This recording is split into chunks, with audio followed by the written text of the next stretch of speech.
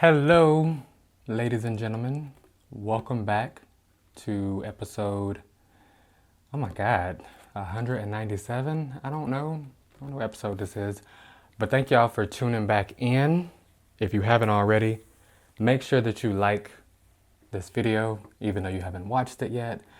You already know it's going to be good. Subscribe to the channel, click the bell so you don't miss no notifications. And I'm going to just go ahead and jump into it. I wanted to tell y'all what I have been, I've had a lot of realizations lately, and I wanted to tell y'all one in particular. So I made a post on Instagram that said, don't complain, adjust.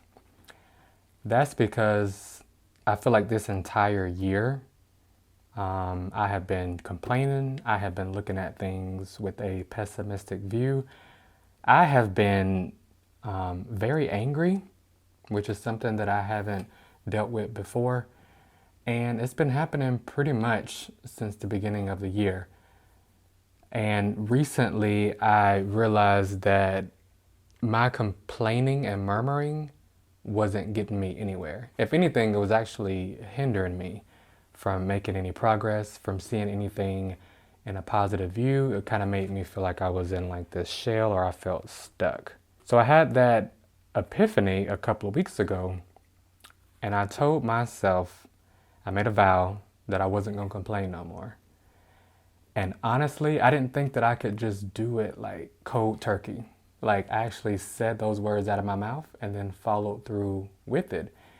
And it's been a couple of weeks, and I want to let y'all know that I've been feeling better than I was before, simply by not saying those words of negativity. Because as we all know, I think we've learned a lot about energy. I know this generation, the millennials and Gen Z, that's pretty much like all we talk about. And you got to know how powerful your words are. If God spoke this entire world into existence through his words, and we're made in his image and his likeness, then you carry that same force inside of you. We have to be more mindful of the words that we speak, the words that come out of our mouth, and it starts with your thoughts. So if you're looking at a situation, let's say that you're in traffic and you're getting antsy, you're agitated, you just got off from work, so you're just trying to get home, but you're stuck in rush hour. You're having thoughts that are causing your heart rate and stuff to go up.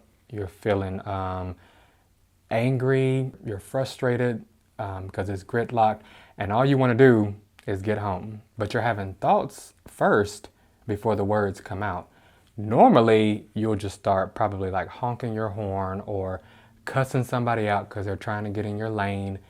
Like, these are things that we say because they start with your thoughts, and your thoughts are just as powerful as your words. I was watching a sermon a while ago, Bill Winston, and he said, whenever you have a thought that's bad, cover your mouth because it's coming out of there next. It's also a good way to test to see if your breath stink. You just breathe in to your hand. And he was right, because every time, if you're like me, you're like an outward expresser. So you feel like you have to say every thought that comes to mind, when really you don't. You don't have to express it at all. Sometimes the thoughts can just come through and then pass on. Could you imagine if we actually said every thought that came to our mind? We probably wouldn't have no friends, because we'd be saying stuff about other people in our heads that never make it to the light of day.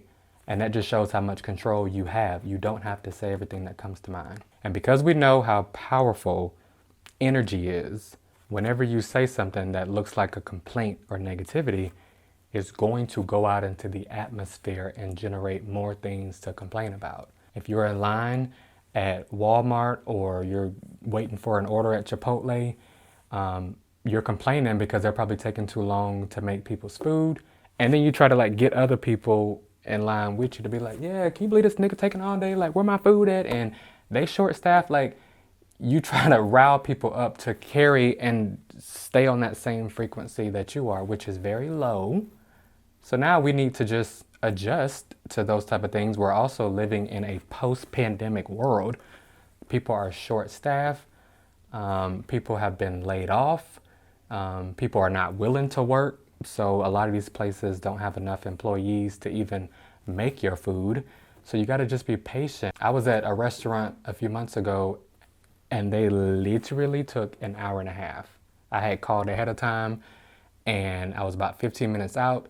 But when I got there, I was waiting almost 2 hours to get my food. But even then, because I had an understanding of the climate of the country and really the world, I understood. I was like, there's one person back there cooking. So what am I going to do? If I'm not going to get my black ass up and go back there and make my own quesadilla, then you got to be patient or cook at home. Some of y'all don't even want to cook, just want to eat out all the time. And then when you eat out and they're not taking, they're taking too long to make your food, then you just want to be all grumpy and whatnot. So I just think I've just learned over the past couple of weeks that all of those months of complaining this year didn't get me anywhere. And I hated how it made me feel. I've never been a pessimistic type of person. I've always looked at things through the eyes of light, the eyes of truth, the eyes of God. And lately, because it has changed the dynamic of my heart, like I actually felt it, I was just like, this feels icky. I don't want to feel like this no more. So I made a vow to myself not to complain or to be more aware of the words that are coming out of my mouth because they carry so much power. The first day I did it, me and my family went out to a restaurant, and our situation for the past few months, financially, family drama, all of these things started to weigh down on all of us. So you actually felt justified in my complaining.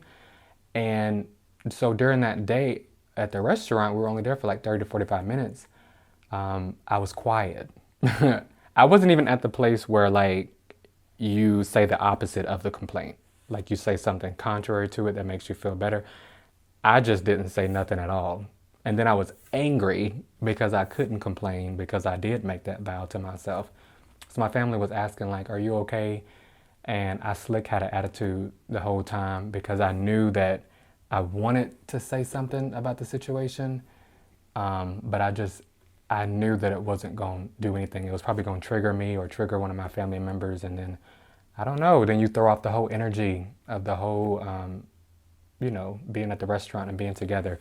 I think that whenever you're tested and whenever you're pressed on every side, you may be like me. You may feel like you have a right to complain, to, cuss at God or be angry at other people for not fulfilling something that you had hoped for, or your business is not doing good, or there's just issues in your relationships, people have walked away. You may really just feel like, I have a right to say this the way I want it to. But then you have to ask yourself, like, what is that going to do for you? And how can you move past it? How can you look at it differently? My brother always talks about looking at things from a different perspective. And sometimes I can't stand when he say that because I'm like, okay, this is not a subjective matter. This is objective. Our situation is trash, and this is just this is the facts. But he's right in so many ways that we have a power within us to be able to change that perspective and look at things like the glass is half full. And the more you do that, the easier it gets. And if I'm talking to any addicts or former addicts, when you're stressed or when you're angry or you feel like your situation, like you feel stuck, those are the times that it's going to test your willpower and your strength the most. And that's when you got to stand firm and realize how powerful you are, because all you want to do is feel good during those times. But then you realize that it's only going to relapse you and make you fall back 10 steps. So if you make it through those times without relapsing or going back, you were going to be so proud of yourself on the other side, because you're going to have gained and hit a whole new ceiling of strength. And you're going to look back and not regret it. So that's another side note with that. And I also want to leave y'all with a word from this book that I was reading. I don't know the name of it, but it was talking about the people of God, the people of Israel in the Promised Land. And it said that there were 5 ways that the people didn't make it to Canaan. which was the promised land, flowing with milk and honey. It was one of the reasons was because they were complaining and murmuring. So when they left Egypt, Moses came and rescued them. It took them 40 years to get to the promised land. When really, if you just walk from Egypt to that place, it only takes a few weeks. But it took y'all niggas 40 years. And one of the reasons was because they were complaining day in and day out. God was making God was making water appear out of rock. He was dropping manna, hamburgers from the sky. He was leading them. People didn't really, people weren't getting sick, I don't think. He was really showing his hand throughout the situation, but they gave into idolatry. They were complaining and murmuring. They made a false god made out of a golden calf, along the way. And God was just like, I'm trying to get y'all to a place where it's paradise, but you're holding yourself back. God wanted them to be there in the few weeks that it took, but it took them years, a whole generation, and most of them didn't even make it there. And those was one of the reasons was because of complaining and murmuring. So if you want to make it to the promised land, however that looks for you, I just want to leave you with this word of encouragement. Look at your situation, whatever you're in, as the glass half full. Be grateful for where you are, because maybe it is meant for you to have your strength or your patience or your willpower tested, even though it doesn't feel good in the moment. After every test, when you pass, you feel like you get a dopamine hit. It's like passing a test when you were in school. You get so excited. And I want y'all to pass this test. I want to pass this test. And it's not easy, but it's worth it. So make that vow to yourself too. Just be like, hey, today I'm not going to look at things, my situation, negatively. I'm going to look on the other side of this with hope. I'm going to look at this with understanding. And like I said, it can be simple as the weather outside. I've learned to love the rain. It's not going to be sunny every day. But when it rains, you just can sit inside, read a book, watch a good movie, or you can just still go out and play in the rain. We used to do it as kids. Just make sure you take a shower when you come back in. But I think that we have so much power that we don't have to give it away, to negativity. This world is already negative as it is. And we need to change that dynamic. We need to put out more positive energy, because I do feel like everything is a boomerang effect and you're going to get that back. So I just wanted to let y'all know that that's what I've been dealing with. I want to keep y'all posted on any type of revelation that I have, because I do feel like it's beneficial. I don't want to just keep this to myself. And I thank y'all for watching. I like this setup. If I'm distracted, it's because this candle is so beautiful. I got it from Target. I think it costs like $1,500 roughly. But it's worth it. It's called Leather and Oud. O-U-D, I don't know.